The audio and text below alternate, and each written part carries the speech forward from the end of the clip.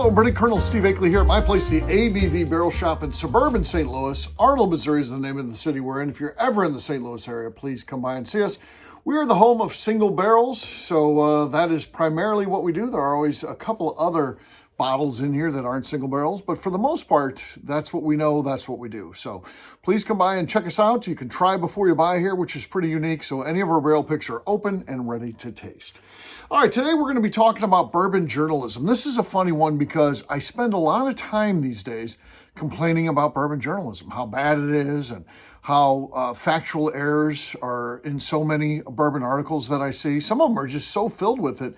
It's like this person has absolutely no idea about bourbon itself. And then, of course, my least favorite style of journalism these days is just to make a list, which I'm doing a list right now, but it's different because this is a different medium, number one. It's also not meant to be educational other than learning about my thoughts on this particular list.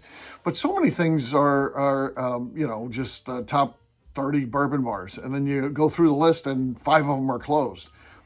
Really? That's one of the top bourbon bars right now? It's not even open anymore? So those are the type of things that I've been dealing with and looking at those. We do a lot of shows on my podcast, The Bourbon Daily, where we're complaining about bourbon journalism. But all that being said, it doesn't mean there are not good bourbon journalists out there. There is good journalism going on. There are people who can put together some really great articles that do the research and do things right. So as you have this sweeping blanket of, the journalism in bourbon sucks, yeah, it can, overall, and that's, I think, where we're at right now. But that doesn't mean there aren't good people doing great work out there, and that's the list that we're going to be focusing on today. So just a couple things. These are current, so they have to be current writers and things like that. This isn't an all-time list. And it also doesn't get into other things that they do. This isn't the most famous bourbon journalist or anything like that. This is based on what they're contributing now to the bourbon world by writing. So that's how I comprise this list. So, no matter what the parameters were, I'm sure that we're going to have slight differences of opinion. And there are going to be people that will be left off that maybe as I think about it are like, yeah, that probably should have been on there. And that's the fun of creating a list like this. It fosters discussion, and that's what this is meant to do, because this is just my list. So it's not wrong. No matter what you say, no matter how much you disagree with it, it's not wrong because I'm presenting this as my list of who I think are the top 10 bourbon journalists today. And that's the approach. So yeah, we can talk about it in a respectful manner. And you can tell me, I'm wrong. That's okay, because you may submit your list and I may say that yours is wrong. And that's what conversation is. And that's part of the fun. And that's part of the fun of being at a place like this. We have a lot of these sort of what if conversations and things like that. It's pretty fun. So very subjective in nature. I know that, but this is my list. Number 10, Chuck Cowdery. One of the all-time great writers. He's a Kentucky Bourbon Hall of Famer. And but we're not awarding necessarily based on the fact that he's one of the all-time greats. We're talking about what he's doing right now. And I think he fits in nicely at number 10. He's at a good point in his career where he's done the work. He's earned the respect that he has. He continues to write, not maybe at the levels that he did when he was really, in his prime, but he's still, I think, someone that people look to, a good voice out there in the world of bourbon. And he comes to my list right now at number 10. Number 9, fun person, David Tao. Great writer, works for many different publications, freelance type of guy. And also, it's one of these things that too becomes an offshoot of what these folks do. They become influencers. And, but I think the difference between a bourbon journalist, someone who's actually contributing to bourbon, versus someone who just holds up a bottle and is like, I think there's a major difference there, and I think that bourbon journalists are the true influencers, and David Tao is certainly one of those people. It's somebody that I look to. I like reading what he writes, and if he's recommending something, it generally piques my interest. So I think that he's good for that. Number 8, also a very fun guy, a good friend of mine, Frank Dobbins III, just a super nice individual. Again, writes for many different publications. You'll see his name out there. Look for his name in the bylines. If he's the author of it, it's pretty good. I like some of the stuff he does. Some of the stuff he has to do mainstream media things and stuff like that. I get it when you're a writer, and he makes some lists, and sometimes I don't agree with them. But again, that's what creating a list does. It creates different opinions, and I think Frank is a great guy, and he's fun to be around, and I really enjoy seeing him, and he always goes out of his way to come by and say hello. So I really, really like that guy and think that he's doing excellent work. Number 7, Steve Coombs, I think is a very respected individual in the world of bourbon. I see him on many panel discussions and things like that. So he kind of takes it to that next level. Being based in Kentucky certainly helps him. And the fact that he's kind of this unique guy that pairs, food and whiskey, he comes from the culinary world. And I think that is good for him. And he's kind of got this niche now where he's doing a lot of things with country ham and stuff like that, events and things. And I think that bodes well for someone contributing to the world of bourbon. I think Steve does a great job, no matter what he's doing, whether it's writing or hosting a panel discussion or just being a person that you see at events. I like Steve, and I think he's great. So he comes in at number 7. Number 6, I think, is probably going to be a bit of a surprise for people. But again, this is what I'm saying is his contributions in terms of writing right now. Number 6 is Fred Minnick. And, if we were making a list of the most famous bourbon writers or authors or whatever, Fred's number 1. Who's created the best empire? Fred. Who is probably the greatest influencer based out of bourbon writers? Fred. But in terms of contributions right now to writing, a little bit less, not because he's not a great writer and he's not a great researcher. We've certainly seen him do that in his books, but he's also a very busy guy at this point. He's created this great world where he's, doing events. He interviews a lot of celebrities and things like that really might have, they might sip bourbon in there, but it's not really bourbon journalism per se. So I think that he fits in nicely at number 6. Not a slam on Fred at all. Great individual. And he could turn things around where he just focused solely on writing and he could quickly ascend to number 1. But where he sits right now today, I say he fits nicely at about number 6.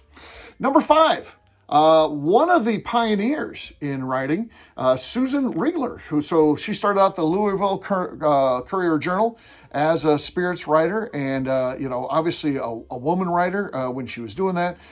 Kind of very unique. I think we've made great strides in women in the industry, but she was certainly a pioneer and someone who helps, all women by, what she's been able to do. And she continues to write books, contribute to various magazines and publications. She's also I think, a person who loves bourbon. And why I would say that, everyone else on my list, I've never seen this before. But with Susan, I have, and I think it attests to the fact she just loves bourbon. So one time there was a presidential release from Old Foe. And it's one of those deals, back in those days, you would stand in line. You know when it was going to be coming out. It'd be, presidential drop on Friday or whatever it was. And you'd go get in line, and, I would get there at about 4 o'clock in the morning or something, and the drop is at like 9. Just talking to bourbon fans and stuff like that. I think I'm over that now. I don't see anything that I'd stand in line that long for. But I did. And as I'm buying my bottle, that day, I look back in the line, who was in line waiting to buy a bottle and to get one, Susan Riegler. And I thought, that's pretty cool. So many writers in bourbon get, a little bit jaded because they get sent free stuff. And I don't know, I think at some point it transitioned from passion for bourbon fan, to bourbon journalist. And there's this line then, it's like, I'm not necessarily a fan. This is what I do for a living. Certainly I have an appreciation for it, but for Susan, that passion is still there, and that was obviously reflected in going and standing in line for an Old Foe presidential, which is something she probably could even have got if she would have called Brown-Forman and said, hey, I'm Susan Riegler. Could you send me a bottle list? I'd like to review it for something. I think she probably would have got one. So it's cool that she's there. So it just makes me like her even more. Number 4, Gabrielle Farms. Great writer. Writes for, again, many different publications. I think she's also one of those things, and she'll tell you she's not a media influencer, a social media influencer, but she is. And again, just because of her actions, who she is, the fact that she's immersed in the world of bourbon and she knows bourbon and she shares what she likes, but de facto, not that she's seeking this out, but she does become a bit of a media influencer. And she's a cool person. She's been on the ABV show, the bourbon show, and she's really, really cool. So like her a lot. Number 3, one of the great writers today in terms of, book sales, but he also writes for the New York Times, very high profile, Clay Risen. And he's also does a lot of events and things like that, panel discussions. He's certainly one of the big-time influential people in the world of bourbon today. And Clay certainly belongs on the list. and this is one of the guys you could argue maybe he's number one. I don't know. It's not number one on my list here, but he is definitely high ranking for sure. So I've got him ranked at number 3. Number 2, a Kentucky Bourbon Hall of Fame writer.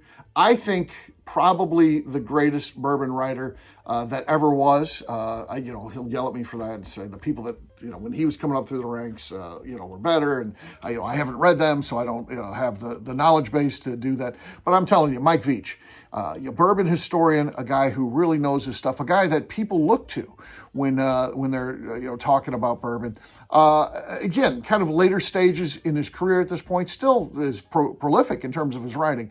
But I think there is one better contributor today in the world of bourbon, and that's going to be our number 1, a future Kentucky Bourbon Hall of Famer, and that is his protege, Maggie Kimbrell.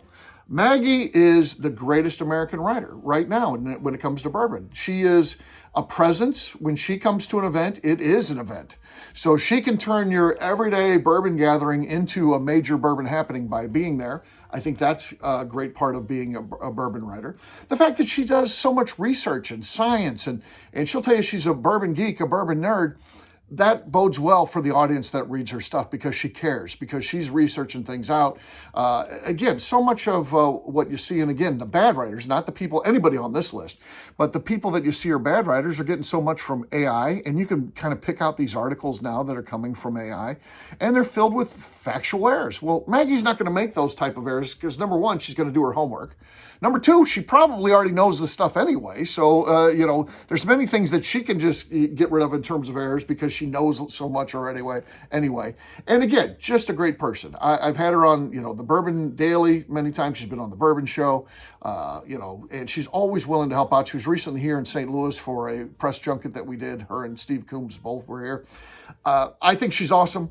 I think she's a positive force, and I think she is our number 1 bourbon media person today. So there you go. That's my list, my top 10. What is your top 10?